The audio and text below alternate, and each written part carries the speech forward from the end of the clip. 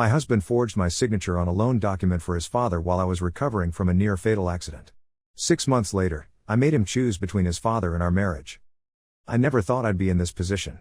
One minute you're living what seems like a normal life, and the next, you're staring at a piece of paper with your forged signature while your father-in-law waves it in your face demanding money you never agreed to pay. I'm Sarah, 31F, and I've been married to Mike, 34M, for 4 years. We met during our final year at community college. I was taking evening classes for accounting while working at a local bookstore, and Mike was finishing his business degree. I first noticed him in the campus coffee shop where he was always surrounded by friends, laughing loudly and telling stories. I was usually sitting alone with my textbooks, watching from the corner. We were complete opposites. He filled rooms with his energy while I preferred to observe from the sidelines. One evening, as I was struggling with a difficult assignment, Mike sat down at my table and asked if I needed help. He'd noticed me in his business ethics class. What started as him explaining concepts turned into a 3-hour conversation about our shared love for 90s alternative rock bands nobody remembered and our mutual obsession with cheap horror movies. By the end of the night, we had exchanged numbers, and within weeks, we were inseparable. Mike proposed on a random Tuesday at the same coffee shop where we first really talked. Nothing fancy, just a simple ring and a promise to build a life together. We married 6 months later in a small ceremony with close friends and family. After graduation, Mike landed a job at a local marketing firm while I secured a position at an accounting office. We weren't rich by any means, but we managed to save enough for a down payment on a small house in a decent neighborhood about 30 minutes from the city. We talked about our future, maybe kids in a few years, possibly moving to a bigger place eventually. Things seemed good. Mike's mother passed away when he was in high school, and he was raised primarily by his father, Robert, 62M. Robert seemed pleasant enough during our early relationship. He attended our wedding, gave a heartfelt speech about welcoming me to the family, and generally kept to himself. He lived about an hour away in the next town over and would visit occasionally. Looking back, I should have noticed the warning signs. Mike never said no to his father. Ever. Robert would call at dinner time, and Mike would immediately get up from the table to talk for an hour. Robert would announce he was coming over with no prior notice, and Mike would cancel our plans without hesitation. When I gently brought this up, Mike always had the same response. His father had sacrificed everything to raise him alone after his mother died, and he owed him his loyalty. I tried to be understanding. I never had a close relationship with my own parents, who lived across the country and barely kept in touch. I thought maybe this was what a normal, close parent-child relationship looked like. I didn't want to come between them. Everything changed about 7 months ago. I was driving home from work during a heavy rainstorm. The visibility was terrible, and as I approached an intersection, a delivery truck ran a red light and slammed into the driver's side of my car. The impact was devastating. I woke up in the hospital with multiple injuries, a broken leg, fractured ribs, and a severe concussion. The doctors told me I was lucky to be alive, but recovery would take time, possibly 6 months or more of physical therapy before I could return to work full-time. Mike was supportive at first. He took time off work to drive me to medical appointments, picked up prescriptions, and helped around the house. But as weeks passed and the medical bills started piling up, his attitude changed. Our health insurance covered a portion, but we were still facing significant out-of-pocket expenses. Mike began making comments about how the medical bills were draining our savings. He complained about having to cut back on expenses, no more eating out, no vacation that year. When I reminded him the accident wasn't my fault and that we were pursuing a claim against the truck driver's insurance, he simply walked away. I tried to understand his perspective. He was working extra hours to compensate for my lost income while also taking care of me. The stress was clearly getting to him. I kept telling myself things would improve once I recovered and went back to work. About 2 months into my recovery, Robert showed up at our house unannounced. This was unusual because despite his impromptu visits, he typically called Mike first. He claimed he was worried about us after the accident and wanted to check in. During his visit, Robert observed the tension between Mike and me. While Mike was at work the next day, Robert approached me with an offer. He said he had some money saved up and could lend us $10,000 to help with the medical bills. I was immediately hesitant. The idea of owing Robert money made me uncomfortable, especially considering Mike's inability to set boundaries with him. Robert insisted it was just a loan, not a gift. He said we could pay him back whenever we were financially stable again, with no rush or pressure. After thinking it over, I discussed it with Mike that evening. We were struggling financially, and the stress was affecting our marriage. We reluctantly accepted Robert's offer of $10,000. The loan temporarily relieved some financial pressure. Mike seemed less stressed about money, and for a few weeks, our relationship improved slightly. I focused on my recovery, started part-time remote work, and thought things were slowly getting back on track. Then, about a month after lending us the money, Robert's behavior changed. He started calling more frequently, asking about our financial situation and when we planned to start repayment. He mentioned that he had postponed some home repairs because he'd lent us the money. This wasn't what we had agreed to. He had clearly stated there was no rush to repay. Mike's attitude shifted as well. He started pressuring me to find more work, suggesting I take out a personal loan to repay his father. When I reminded him of Robert's original terms and pointed out that I was still recovering, Mike accused me of not trying hard enough and taking advantage of his father's generosity. The situation came to a head last week when Robert showed up at our house while Mike was at work. He barged in without knocking and threw a document on the coffee table in front of me. It was a loan repayment agreement with my signature on it. Except I had never seen this document before, and the signature, while similar to mine, was definitely forged. According to this agreement, we were obligated to repay the $10,000 plus 25% interest within 4 months, terms I had never agreed to or even discussed. When Mike got home, I confronted him immediately. After denying it initially, he finally admitted that he had forged my signature because he knew I wouldn't agree to Robert's terms. I was stunned. My own husband had committed fraud against me. When I declared I wouldn't honor an agreement I never signed, Robert became furious. He shouted that I was ungrateful and trying to steal from him. Mike stood silently for a moment, then sided with his father, saying I was being difficult and that we needed to honor our debt. I couldn't believe what was happening. The man I married was standing against me in favor of a fraudulent document. I moved into our spare bedroom that night and have barely spoken to Mike since. I keep looking at him and wondering what happened to the person I fell in love with. The college Mike had dreams and ambitions. This Mike seemed like a child unable to stand up to his father. I'm still recovering from my accident. I'm not working full-time yet. I'm now facing a fraudulent debt with outrageous terms. I go back and forth between wanting to fight for my marriage and wanting to leave. I've considered taking legal action against Mike and Robert for the forgery, but I worry about the consequences. I don't have the energy for a legal battle right now. Mike's sister Jenny, 36F, lives in another state and has always seemed level-headed. I've thought about reaching out to her for advice or support, but I'm hesitant to involve more family members in our problems. I feel trapped. I can't believe my husband would betray me like this. The accident was bad enough, but this feels worse in many ways. I keep replaying our relationship in my head, wondering if I ever really knew Mike at all. When I look at him now, all I see is someone willing to commit fraud against his own wife to please his father. I've been sitting in the spare room for days now, trying to figure out what to do. Part of me thinks I should just leave, but where would I go? With my injuries and limited income, starting over seems impossible right now. Another part thinks I should fight, both legally and for my marriage. But I'm so tired. The physical recovery has been exhausting enough without this emotional betrayal. Mike keeps trying to talk to me, saying we need to figure this out, that his father needs the money, that I'm overreacting. Each time he says these things, I feel myself pulling further away from him. I never imagined my marriage could come to this point. A piece of paper with a forged signature has revealed more about my husband's character than 4 years of marriage ever did. How do you come back from something like that? How do you look at someone the same way after they've betrayed your trust so completely? I don't know what to do next. I'm considering all options: legal action, separation, trying to work things out, or simply paying the money to make this all go away. Each option seems to have major drawbacks. I'm at a complete loss. Has anyone been through something similar? How do you rebuild trust after such a profound betrayal? Is this marriage even worth saving at this point? Update 1. First, I want to thank everyone who commented on my original post. Your support and advice gave me the strength to take action instead of hiding in the spare room feeling sorry for myself. After reading your comments, I realized I couldn't let Mike and Robert continue to manipulate me. I needed to take control of the situation, regardless of how scared I felt about the future. I started by gathering evidence. I took photos of the forged document and collected all text messages between Mike and me discussing the original loan terms. I also found emails where Robert mentioned the flexible repayment plan. Then I did something that surprised even myself. I recorded a conversation with Robert where he admitted knowing about the forgery before it happened.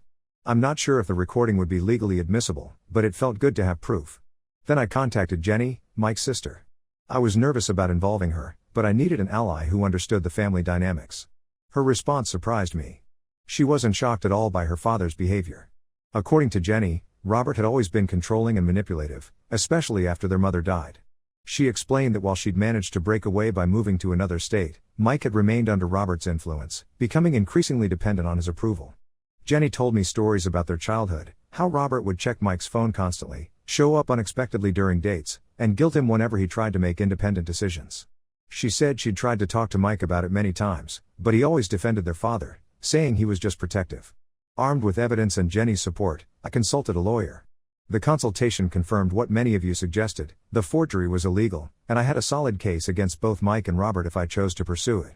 However, the lawyer also warned me about the potential costs, not just financial, but emotional and time-consuming as well. I decided to confront Mike and Robert together.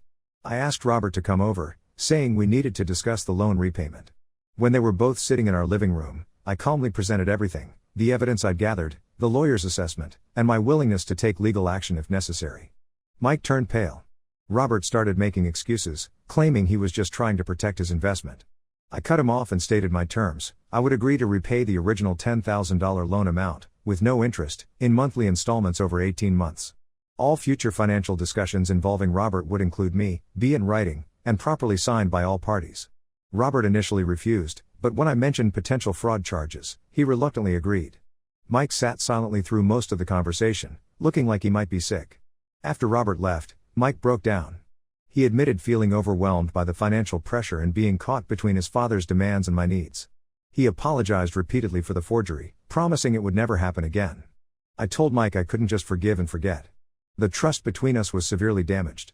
I suggested we start couples counseling if we wanted any chance of saving our marriage. He agreed immediately. My relationship with Robert has changed completely. I no longer pretend to like him or make excuses for his behavior. Our interactions are cold and strictly businesslike. This has been difficult for Mike, who keeps hoping we'll all go back to normal eventually. I've made it clear that normal is no longer an option. My relationship with Jenny has grown stronger. She calls regularly to check on me and has been an invaluable source of support. She understands the family dynamics in a way no one else can and has helped me navigate difficult conversations with Mike. As for my own situation, I'm still hurt and angry, but I feel more in control now. I've returned to our bedroom, though intimacy is still a challenge. Mike has been making efforts to rebuild trust, being more transparent about finances, helping more around the house, and standing up to his father in small ways. I've focused on my recovery and started looking for more remote work opportunities. The first payment to Robert has been made, and though it was tense, the transaction went smoothly. I don't know if our marriage will survive long term. The betrayal cut deep, and there are days when I look at Mike and still see the man who forged my signature. But there are also days when I glimpse the person I fell in love with, especially when he stands up to Robert or prioritizes my needs over his father's demands. For now, I'm taking it one day at a time. We had our first counseling session last week. It was uncomfortable but necessary. The counselor helped us establish some ground rules for rebuilding trust and improving communication. I'm not ready to make any permanent decisions yet.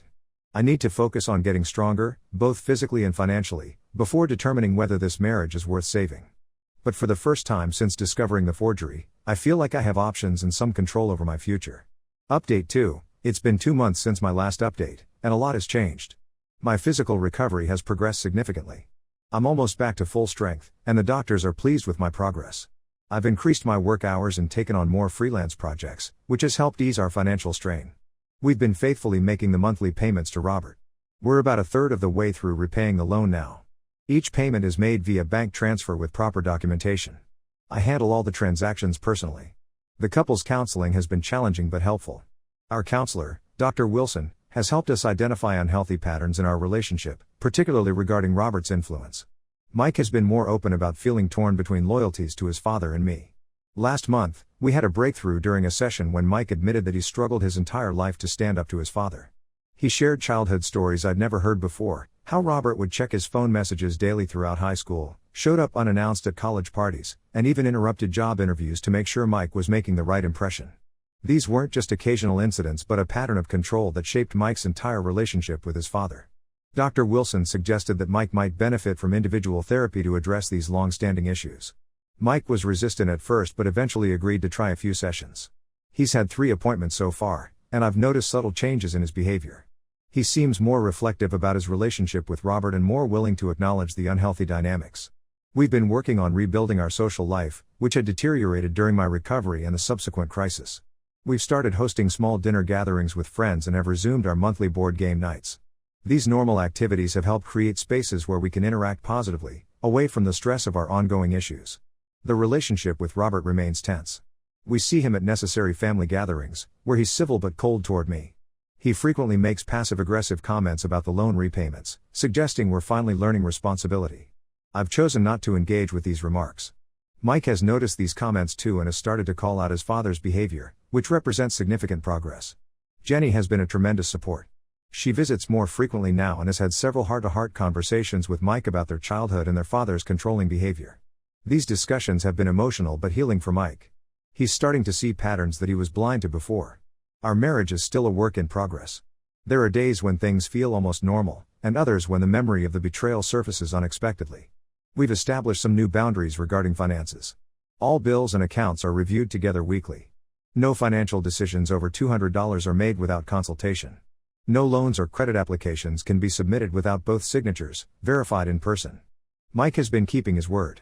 He's more present, more helpful around the house, and more transparent about his conversations with Robert. He's learning to establish boundaries with his father, though this process has been difficult and inconsistent. I've been clear with Mike that while I'm committed to working on our marriage, any repeat of financial deception would end our relationship immediately. He understands this is non-negotiable. We still have arguments, particularly when Robert calls with demands or requests. Mike's instinct is still to accommodate his father, though he's getting better at discussing these situations with me first instead of making unilateral decisions. The counseling has also helped us discuss our future more openly. We've been re-evaluating our long-term goals and how Robert fits into those plans. Mike has acknowledged that his father's influence has shaped many of our decisions in ways that weren't always healthy for our marriage. I'm cautiously optimistic but remain vigilant. Trust rebuilds slowly, and I've learned not to take things at face value. I now ask more questions, verify information, and am not afraid to express concerns when something doesn't seem right. For those who suggested I leave the marriage immediately, I understand that perspective. There are still days when I question my decision to stay.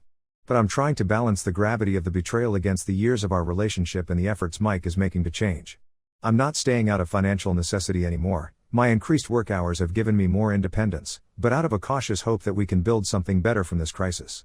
The journey continues, and I'll update again when there are significant developments. Update 3, it's been 6 months since my last update, and I wanted to share where things stand now. The biggest news is that we've completely paid off the loan to Robert. We used our tax refund to make the final payment 2 months ahead of schedule. The sense of relief was enormous, like removing a heavy weight that had been pressing on our marriage. Our couples counseling continues, though we've reduced the frequency from weekly to bi-weekly sessions. The conversations have shifted from crisis management to deeper discussions about our values, goals, and vision for our future together. We've found ourselves more aligned on these fundamental issues than we expected, which has been encouraging. Mike's individual therapy has proven invaluable. He's confronting childhood patterns and recognizing how his relationship with Robert affected his ability to establish healthy boundaries. Watching him grow in this way has been remarkable. There are moments when I catch glimpses of a strength and clarity in him that I've never seen before. After we made the final loan payment, Robert attempted to resume normal relations as if nothing had happened. He invited us to dinner and started talking about visiting more often. Mike and I discussed this privately and decided together that we needed to maintain firm boundaries. Mike had a direct conversation with Robert, explaining that his actions had damaged our trust and that rebuilding a relationship would take time. He made it clear that we needed space and that any future relationship would depend on Robert respecting both of us and our marriage. Robert didn't take this well. He accused us of being ungrateful and suggested that Mike was abandoning him after everything he'd done as a single father. For the first time in our relationship, I watched Mike stand firm despite his father's attempts at manipulation. He told Robert that he loved him but couldn't accept his behavior, and that until Robert could respect our boundaries, we would be limiting contact. We've maintained minimal contact with Robert since then, despite his alternating between angry messages and apologetic ones. This has been hard on Mike, but he's leaned on Jenny for support. Their sibling relationship has grown stronger through this process, providing Mike with family connection that doesn't come with manipulation attached. My health has continued to improve. I'm back to full-time work, though I've maintained some freelance clients for additional income and flexibility. I've also started taking yoga classes, which have helped with both physical recovery and stress management. We're finally looking toward the future again. We've planned our first vacation since my accident, a week at a beach house next month. It's nothing extravagant, but it represents a significant step in moving forward together. One unexpected positive outcome of this ordeal has been improved financial communication. We now have weekly budget meetings where we review our finances openly. These conversations, which might have seemed tedious before, have become a way for us to practice transparency and teamwork. We've also started creating our own traditions and routines that are separate from Robert's influence.